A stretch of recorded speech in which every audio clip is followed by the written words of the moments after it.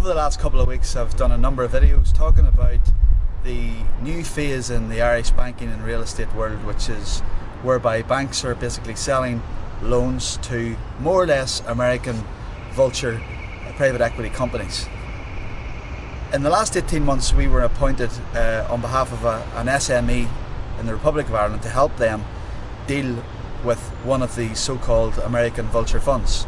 And I'm delighted to say that in the last 2 weeks we have been able to reach an agreement with the Vulture Fund, which has allowed the SME who we were acting for to move on and start progressing and investing in their business. So what I want to do is just give you very briefly a little understanding of what actually happened. So effectively this fund acquired the loan. The loan used to be owned by the former Anglo-Irish Bank, which then became IBRC. That loan was sold to the Vulture Fund about 12 months ago.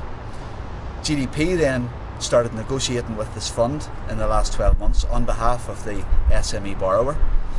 And really what the fund was looking for was their money back. And what GDP had to find then was a capital partner for the SME, which would allow the SME to more or less write a cheque to give it to the fund so the company could move on. So one of the biggest challenges in Ireland, north and south at the moment, is actually finding finance, access to finance. Our banks are still struggling and they're going to be struggling. However, we have been very fortunate and I would say innovative in that we've formed a relationship with a number of people who are willing to lend to the right SME. And that's what we did in this case. So what we did was we brought in the new finance and we were able to negotiate with the fund, and only last week we got the deal over the line. The total funds that was brought in was just under €6 million, which was enough to strike the deal with the fund and allow the company to move on.